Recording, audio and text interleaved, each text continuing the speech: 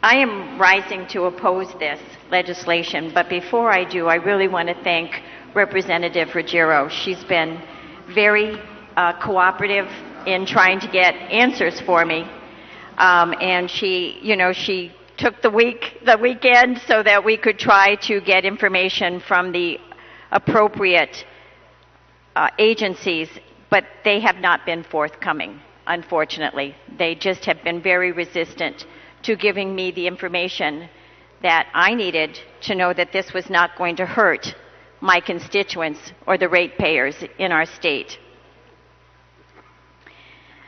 I want to say, first of all, that I think we should have renewable energy in our state. It's an important thing to do. Unfortunately, renewable energy is much more expensive than energy that is produced from natural gas. And earlier this year, I actually got the figures from the PUC for this year. Renewable energy is about 3 to 4 times more expensive than energy that is made from natural gas. So from natural gas, it is 6.2 cents per kilowatt hour. For small-scale solar, it's 24 to 35 cents per kilowatt hour. For large-scale solar, it's 19 to 21 cents, wind 17 to 21 cents, and anaerobic digestion and hydropower in at around 20 to 22 cents. So it's a lot more expensive to get renewable energy. Deep water wind makes only 30 megawatts of electricity. That's what it is slated to do, 30 megawatts. The bill before you will be asking our ratepayers to pay for 560 megawatts, almost 19 deep water winds.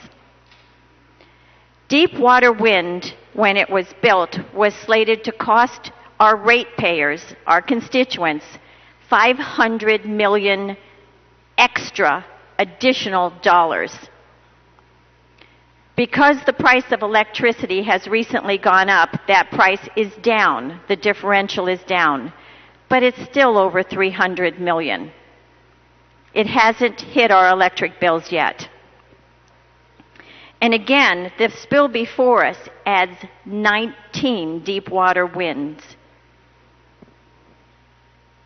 Right now, the Deepwater Wind Project is costing us 24.5 cents per kilowatt hour.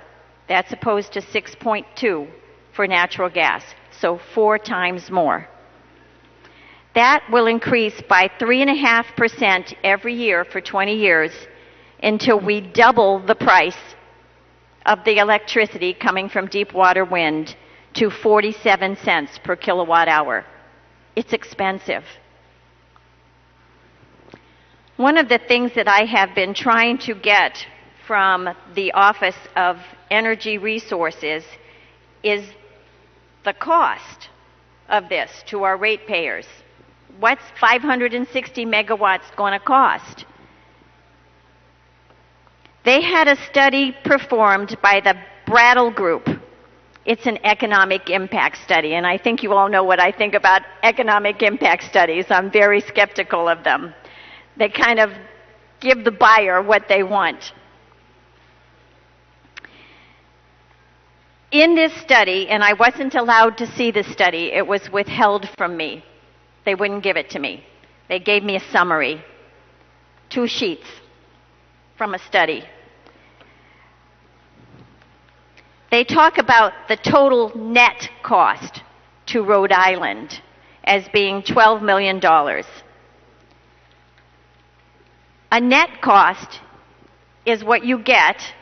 You take the gross cost and you subtract the benefits and you come out with the net cost. They wouldn't tell me what the gross cost is. Just won't tell me. Can't get it out of them. But I know from reading this summary that one thing that they are subtracting from the total cost is the social costs. Social cost is some construct that they've come up with, and that's 51 million.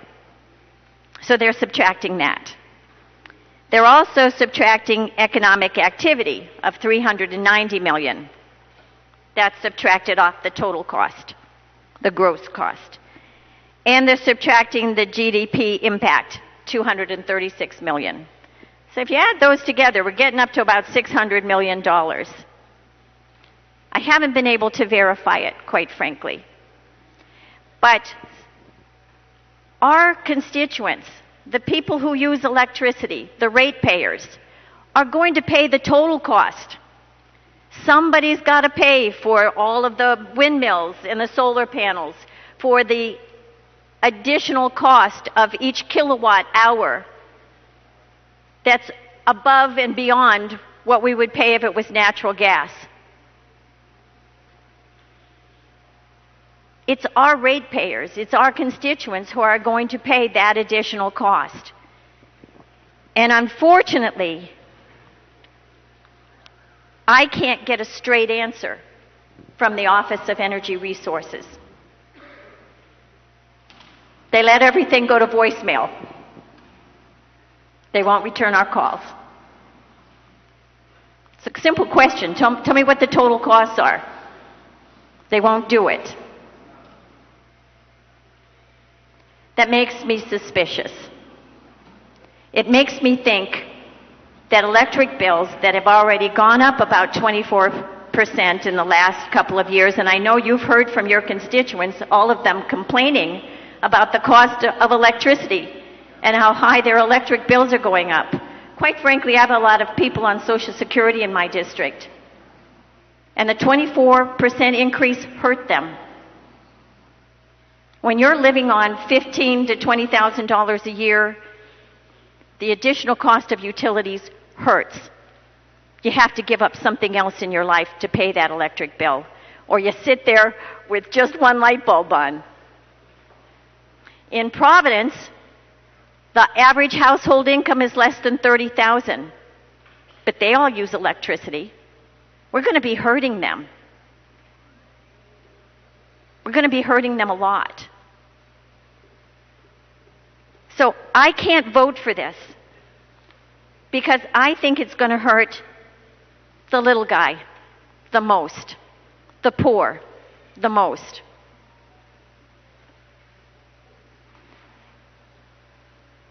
And that's not something we should be doing. Thank you.